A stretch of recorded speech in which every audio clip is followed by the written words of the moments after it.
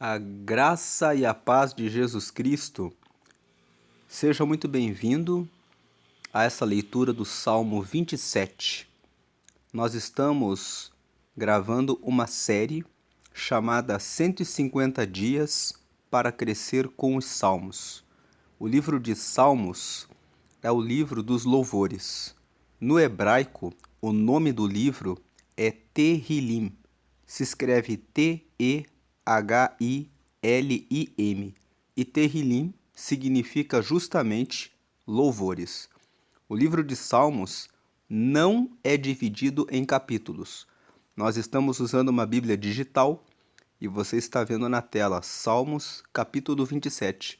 Mas o livro de Salmos não é dividido em capítulos porque um salmo não é a continuação do outro.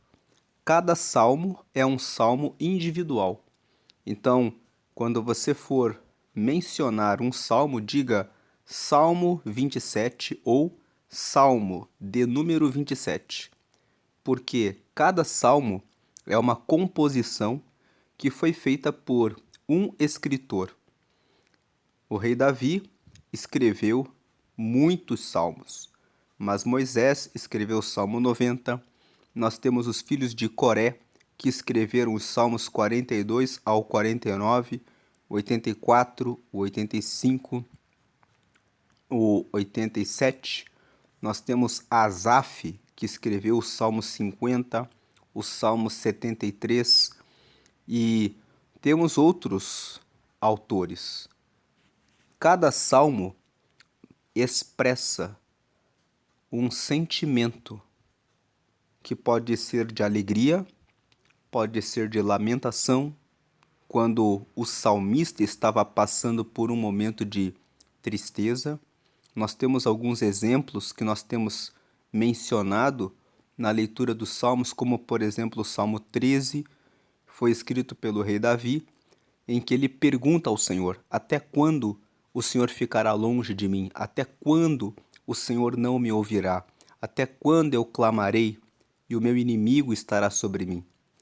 Mas todos os salmos terminam sempre com uma palavra de confiança em Deus. O Salmo 13, em que Davi faz essas perguntas, ele termina dizendo: eu cantarei ainda ao Senhor e ainda louvarei a sua salvação. Depois você tem alguns salmos em que se confessam pecados. O próprio rei Davi escreveu o Salmo 51, onde ele confessa que ele cometeu os seus pecados e ele pede para Deus criar nele um coração novo. E você tem o Salmo 73, que foi escrito por Asaf, onde ele confessa que ele olhou para os ímpios e ele teve inveja deles, porque ele olhou e viu o sucesso, o poder, a riqueza, e que eles se apresentam como pessoas que são muito firmes. Mas um dia ele entrou no templo e quando ele viu o relacionamento com Deus e que esse relacionamento só pode ter aqueles que temem ao Senhor, ele entendeu que toda a riqueza que os ímpios podem ter não se compara com a glória que existe no relacionamento com Deus.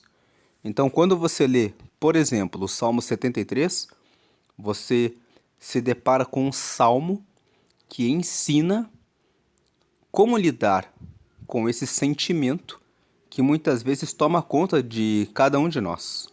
Às vezes nós olhamos para as pessoas que estão longe de Deus e pensamos, elas parecem estar melhores do que aqueles que buscam a Deus. Mas é apenas uma aparência. Se elas morressem hoje, para onde a alma delas vai? Do que adianta o homem ganhar o mundo inteiro e perder a sua alma? Então, essa breve explanação mostra para nós que o livro de Salmos é um livro que nos permite, na sua meditação diária, crescer no nosso relacionamento com Deus. Nós temos ainda o Salmo 90, que diz que foi escrito por Moisés. e ele escreve assim: o que é a vida do ser humano? Nós vivemos em média 70 a 80 anos. Alguns que chegam até os 80, que são mais fortes, chegam até essa idade, mas a grande maioria dos anos que se prolonga na Terra são de cansaço e de enfado. Então, lá no Salmo 90, Moisés diz no versículo 12: ensina-me, Senhor, a contar os meus dias, de maneira que eu alcance um coração sábio. Então ele pede para Deus contar cada dia, de maneira que a cada dia ele seja mais sábio e tome decisões mais corretas e acertadas para o seu bem.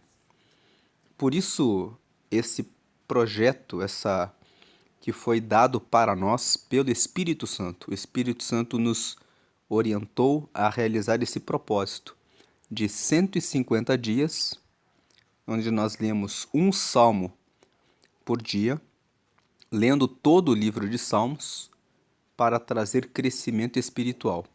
E hoje nós vamos fazer a leitura do Salmo 27, ou Salmo de número 27. E esse Salmo 27, ele é um salmo de confiança em Deus, mais um salmo de confiança em Deus. Ele foi escrito por Davi e ele é um salmo que fala que Deus sempre nos ampara. Você pode pensar que está sozinho, você pode pensar que está sozinha, mas esse Salmo 27, ele é um salmo de guerra.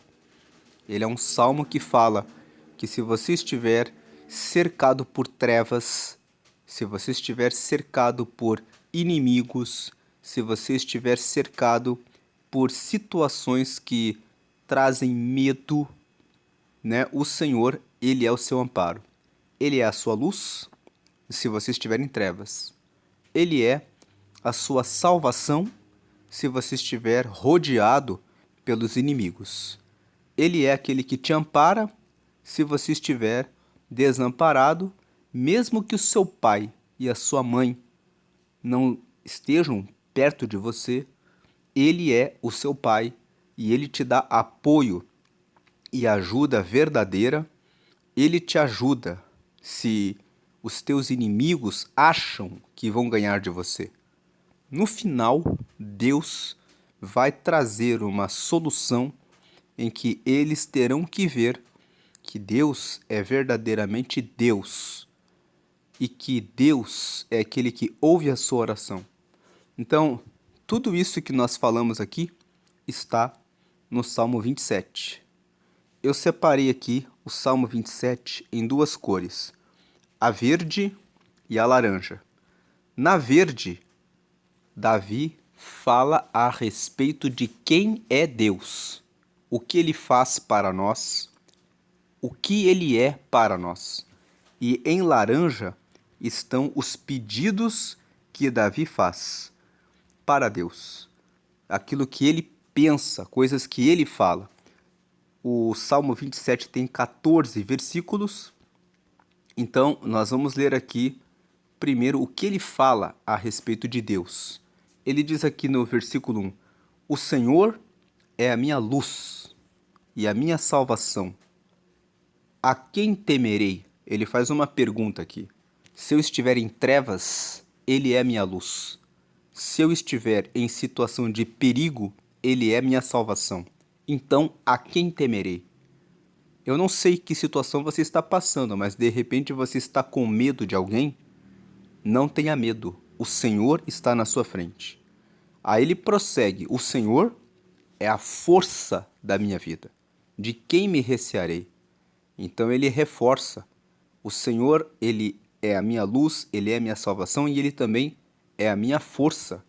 E se ele é a força da sua vida, o Senhor é a força da sua vida, o Senhor é o Criador dos céus e da terra, ele tem todo o poder. Então, todo o poder que está com Deus está com você. Você não precisa ter medo de nada, de nenhuma situação. Versículo 2: quando os malvados, meus adversários e meus inimigos, investiram contra mim para comerem as minhas carnes, tropeçaram e caíram. Não importa, você pode estar sendo perseguido por pessoas que são poderosas. Deus tem um poder muito maior do que os seus perseguidores.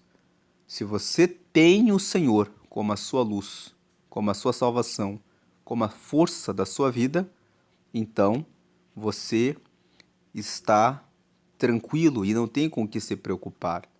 Mas você tem que ter o Senhor como a tua luz e como a sua salvação. Porque se você não está orando, se você não está lendo a Bíblia, se você não está jejuando, se você não tem a sua vida em santidade, o pecado afasta a nossa vida de Deus. Em Isaías, no capítulo 59, no versículo 1 e 2, você vê que o Senhor não está com a mão encolhida. Veja aqui em Isaías, no capítulo 59, no versículo 1 e no versículo 2. Eis que a mão do Senhor não está encolhida, para que não possa salvar, nem o seu ouvido agravado, para não poder ouvir. Agora veja o 2. Mas as vossas iniquidades fazem divisão entre vós e o vosso Deus, e os vossos pecados encobrem o seu rosto de vós, para que vos não ouça. Então, o pecado, ele encobre o rosto de Deus de nós, e ele não nos ouve. Então, a confiança que nós estamos lendo no Salmo 27, de que ele é a nossa luz, a nossa salvação, a força da nossa vida, ocorre quando nós estamos nele. Retomando o versículo 2, aqui do Salmo 27, se pessoas malvadas, adversários, inimigos, podem ser poderosos e investirem contra você para comerem as suas carnes, ou seja, para quererem o seu mal, eles tropeçarão e cairão. No versículo 3, ele fala: ainda que um exército me cercasse, o meu coração não temeria. Ainda que a guerra se levantasse contra mim, nele confiaria.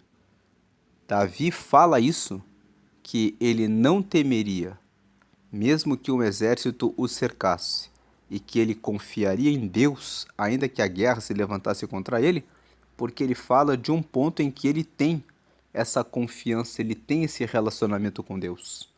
Então ele afirma, ele tem certeza. Quantas vezes nós, mesmo estando em santidade, em oração, em leitura bíblica e em jejum, quando somos confrontados, afrontados, colocados numa situação de desafio, nós ficamos com medo, ficamos com dúvida. Não tenha medo, tenha confiança. O Salmo 27 está aqui afirmando claramente, revelando como palavra de Deus que Ele é a tua luz, a tua salvação, a força da sua vida e que você não precisa ter medo de nada. Agora no versículo 4, Davi faz um pedido. Uma coisa pedi ao Senhor e a buscarei, que possa morar na casa do Senhor todos os dias da minha vida, para contemplar a formosura do Senhor e aprender no seu templo. Então aqui, Davi ele faz um pedido. Uma coisa eu pedi ao Senhor e a buscarei. Tem pessoas que fazem pedidos a Deus em oração, mas elas não buscam aquilo que elas pedem. Se você pede uma promoção, você precisa fazer a sua parte aqui na terra, estudar e treinar para que as habilidades para que você possa obter essa promoção. No caso aqui, Davi está pedindo algo espiritual. Uma coisa eu pedi ao Senhor e a buscarei, eu me esforçarei para poder receber, que eu possa morar na casa do Senhor todos os dias da minha vida. Ele fala que ele tem prazer em estar na presença do Senhor, na comunhão com os santos, buscando a Deus. E ele fala que eu quero estar na casa do Senhor, ele fala em morar na casa do Senhor todos os dias da minha vida, para o quê? Contemplar a formosura do Senhor. Quando nós estamos no culto, nós estamos louvando a Deus, nós recebemos a presença de Deus e podemos contemplar, presenciar a formosura, a beleza do Senhor. A beleza da alegria que Ele dá para nós, da salvação que Ele dá para nós, da comunhão no recebimento do Espírito Santo junto com os irmãos, dentro daquele momento da comunhão. E aprender no seu templo. No templo, nós ouvimos a palavra e vamos aprendendo pela leitura e pelo estudo da palavra o que honra e agrada a Deus e crescemos mais no nosso relacionamento com Deus. Por isso Davi fala, eu pedi isso e eu vou buscar isso. Estar continuamente na casa do Senhor todos os dias da minha vida. Muitas pessoas parece que quando vão a vários lugares, vão às compras, ao mercado, em viagens, em lojas, e elas não se preocupam com o relógio. Mas quando elas estão no templo, no culto, e muitas vezes ocorre um atraso porque houve um louvor a mais, uma palavra a mais, a pessoa já olha no relógio e fala, esse pastor está atrasando o culto? Davi pediu para estar no templo, porque ele tinha sede de conhecer mais a Deus. Será que nós estamos com a nossa preocupação em voltar logo para casa, para ver rede social, ou para fazer qualquer outra coisa, seja os afazeres da casa, ou seja alguma preocupação com relação ao trabalho ou com relação a alguma outra coisa que não seja de buscar primeiramente a presença do Senhor? Davi pediu isso. Agora, volta aqui o verde porque ele fala a respeito do Senhor. Ele fala a respeito de Deus. Porque no dia da adversidade, Deus me esconderá no seu pavilhão. No oculto do seu tabernáculo me esconderá. Por-me-á sobre uma rocha. Então ele fala, no dia da adversidade, o próprio Deus é que vai me esconder. Versículo 6, também a minha cabeça será exaltada sobre os meus inimigos que estão ao redor de mim, pelo que oferecerei sacrifício de júbilo no seu tabernáculo, cantarei, sim, cantarei louvores ao Senhor. Então ele fala, se houver uma adversidade, o próprio Deus vai me esconder no seu pavilhão. Ele vai me esconder no oculto do tabernáculo dele. E ele vai me colocar sobre uma rocha, ou seja, ele vai me colocar em um lugar alto, onde o meu inimigo não possa me alcançar. E a minha cabeça será exaltada sobre os meus inimigos que estão ao redor de mim. Então, Deus é que exalta a nossa cabeça. Pelo que, ou seja, por esse motivo, eu oferecerei sacrifício de júbilo. Ou seja, eu vou me alegrar no Senhor. Quando ele fala oferecerei sacrifício de júbilo, ele quer dizer, eu vou oferecer a minha vida como motivo de alegria diante de Deus. Eu vou dar glória ao nome dele, eu vou honrar o nome dele, eu vou exaltar o nome do Senhor, eu vou dar o testemunho, o depoimento a respeito do que ele tem feito na minha vida, compartilhando com os outros a glória de Deus sobre mim, e eu vou cantarei. Sim, ou seja, eu tenho certeza que eu cantarei louvores ao Senhor. Agora ele volta a fazer pedidos a Deus. Ele faz um pedido no versículo 7. Ouve, Senhor, a minha voz quando clamo. Tem também piedade de mim e responde-me. Piedade significa misericórdia, me escuta e responde-me. E aí ele fala no versículo 8, quando tu disseste buscai o meu rosto, o meu coração te disse a ti, o teu rosto, Senhor, buscarei. Ele está dizendo, se o Senhor me mandar buscar ao Senhor, o meu coração vai responder, sim, eu vou te buscar, Deus.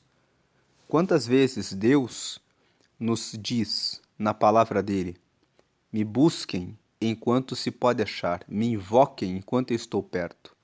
Isaías, no capítulo 55, no versículo 6, fala isso: buscai ao Senhor enquanto se pode achar, invocai-o enquanto está perto. E muitas vezes nós pedimos aconselhamento para pessoas, vamos atrás de vários profissionais, não invalidando o trabalho dos profissionais terrenos. Eles estudam para ajudar, mas e onde está a confiança em Deus? Davi coloca aqui: ouve, Senhor, a minha voz quando clamo. Ou seja, eu clamo a Deus em todo o tempo em primeiro lugar. Então, Deus, escuta a minha voz quando eu estiver clamando. E tenha também piedade de mim e me responde. Quando ele fala, tem também piedade de mim, ele reconhece: eu sou pecador. Então eu falho, mas mesmo assim Deus me responde. Quando o Senhor disser, buscai o meu rosto, o meu coração respondeu: o teu rosto, Senhor, eu buscarei. Agora no 9, ele faz aqui um pedido. Eu coloquei em verde, mas tinha que estar em laranja o 9. Vou até colocar aqui em laranja porque é mais um pedido dele. Pronto, agora eu deixei em laranja porque no 9 ele prossegue nos pedidos. E no 9 ele fala: não escondas de mim a tua face e não rejeites ao teu servo com ira. Tu foste a minha ajuda, não me deixes nem me desampares, ó Deus da minha salvação. 10. Porque quando meu pai e minha mãe me desampararem, o Senhor me recolherá. Então aqui ele pede para que Deus não esconda o rosto dele, que Deus não o rejeite com ira, porque ele sabe que ele pode muitas vezes errar, pecar, e Deus pode se afastar dele. Então ele fala: Deus, não se esconda de mim e não me rejeite. Por quê? Porque tu foste a minha ajuda. Então não me deixe e não me desampare, ó Deus, da minha salvação. O Senhor é o Deus da minha salvação. Porque quando meu pai e minha mãe me desampararem, o Senhor me recolherá. Agora no versículo 11 e 12 ele faz pedidos. Ensina-me, Senhor, o teu caminho e guia-me pela vereda direita por causa dos que me andam espiando. 12. Não me entregues à vontade dos meus adversários, pois se levantaram falsas testemunhas contra mim e os que respiram crueldade. Então ele pede para Deus ensiná-lo a andar no caminho certo e a guiá-lo pela vereda direita, porque existem pessoas que estão espiando os passos dele. E ele pede no 12: não me entregue, Deus, eles estão me espiando. Então não me entregue à vontade dos meus adversários, não deixa eles terem domínio sobre mim e ficarem à vontade sobre mim, pois se levantaram falsas testemunhas contra mim e os que respiram crueldade. Então ele fala: as pessoas querem o meu mal. Agora no 13 ele fala: eu pereceria sem dúvida se não cresce que veria os bens do Senhor na terra dos viventes. Então ele fala aqui, se eu não tivesse fé no Senhor, de que eu ainda veria os bens dele, que é a proteção, o cuidado, o livramento, né, na terra dos viventes, eu pereceria. Ele está dizendo: eu estou sendo tão perseguido por tantos inimigos que se eu não tivesse fé em Deus, eu já teria desistido. Mas como eu tenho fé em Deus, então eu tenho me mantido firme. E ele termina aqui no versículo 14: espera no Senhor, anima-te e ele fortalecerá o teu coração. Espera, pois, no Senhor. Então no versículo 14 ele fala: espere no Senhor. Anima-te. Se você está desanimado, anima-te, porque o Senhor é a tua é a tua luz, Ele é a tua salvação, Ele é a tua força, e Ele é que vai fortalecer o teu coração. Espera, pois, no Senhor. Vamos agradecer a Deus pela leitura desse Salmo 27, mas antes eu quero fazer um convite para você que ainda não aceitou a Jesus. Jesus, ele é o Senhor dos Senhores. Ele é o Deus Filho. Ele veio enviado pelo Deus Pai. Ele assumiu a forma de carne como eu e você e venceu o pecado e morreu na cruz para que nós pudéssemos, pelo sangue dele, receber o perdão dos nossos pecados. Antigamente, eles matavam bodes, animais, e o sangue dos animais era para o perdão dos pecados. Mas Deus enviou Jesus para que ele assumisse o lugar dos animais que eram sacrificados. E ele mesmo ofereceu-se como sacrifício vivo. Morreu sendo condenado de maneira injusta, carregando os nossos pecados. E quando ele morreu, o sangue dele nos limpa do pecado, nos justifica do pecado. E Deus disse: todo aquele que recebe, aceita Jesus como seu Salvador, recebe a salvação dos seus pecados pelo sangue de Jesus que foi derramado na cruz. Então, e tem o nome escrito no livro da vida e recebe o Espírito Santo. O Espírito Santo é o próprio Espírito de Deus que entra na vida dos que aceitam a Jesus. E o Espírito Santo, ele constrange cada um de nós. Quando estamos no caminho errado, ele nos incomoda, ele nos inquieta. E quando estamos no caminho certo, ele nos coloca paz e ele serve como nosso guia para chegarmos até o céu. Se você quer aceitar a Jesus, então faça essa pequena oração comigo. Diga assim: Senhor Jesus, eu te aceito como meu único Senhor e Salvador. Escreve meu nome no livro da vida e me dá o teu Espírito Santo para me guiar até a eternidade. Amém. Com essa oração você recebeu Jesus como teu Senhor. Então agora ele é o teu Senhor, você deve orar, ler a Bíblia e buscar uma igreja para encontrar amigos e se batizar, porque ele deixou essa palavra em João capítulo 3, versículo 5. É necessário nascer da água e do Espírito. Você já nasceu do Espírito porque você recebeu Jesus, mas nascer da água significa ser batizado nas águas. Quando você é batizado de maneira consciente, não como uma criança porque os pais que te batizaram, mas porque você tomou a decisão, nas águas, você deixa os seus pecados, você sai das águas lavado para seguir uma nova vida com Jesus.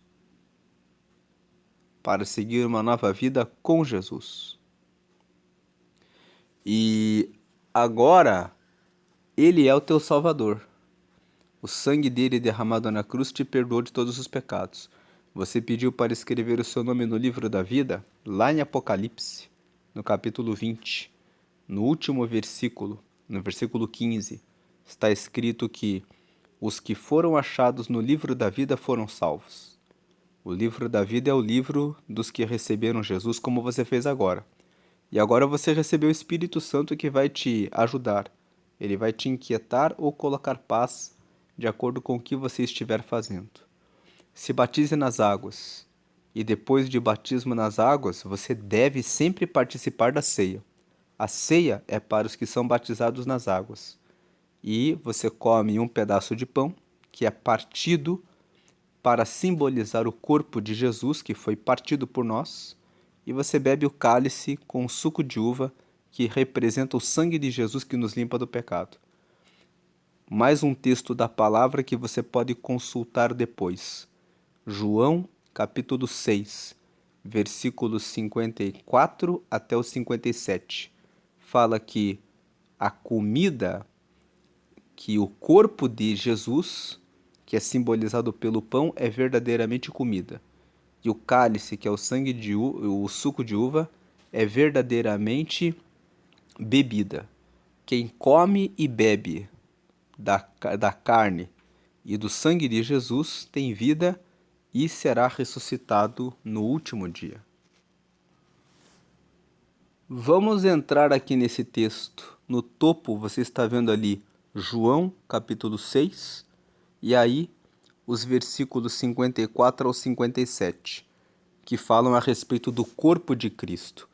Jesus estava falando sobre isso.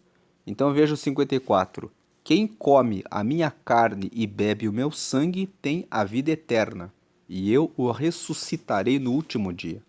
No último dia do juízo final, você que aceitou a Jesus, se batizou nas águas e toma ceia, que é comer o pedaço de pão, que representa a carne de Jesus, e beber o sangue dele, que é beber o cálice com suco de uva, que representa o sangue dele, tem a vida eterna. E eu o ressuscitarei no último dia. 55. Porque a minha carne verdadeiramente é comida e o meu sangue verdadeiramente é bebida. Ele está dizendo que a carne, o corpo de Cristo e o sangue dele são comida e bebida espiritual. 56. Quem come a minha carne e bebe o meu sangue permanece em mim e eu nele. Quando você participa da ceia, você está reafirmando que você está nele. Que você está nele, assim como, veja o 57, assim como o Pai que vive me enviou e eu vivo pelo Pai, assim quem de mim se alimenta também viverá por mim.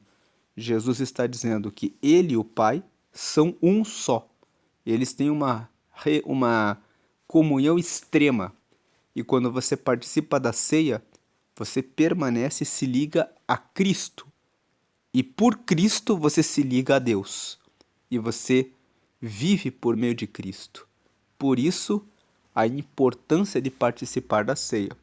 Se você já é batizado, já participava da ceia e deu uma parada, é hora de você retomar, porque a participação na ceia é a prova de que você permanece nele e ele em você, como diz ali o 56.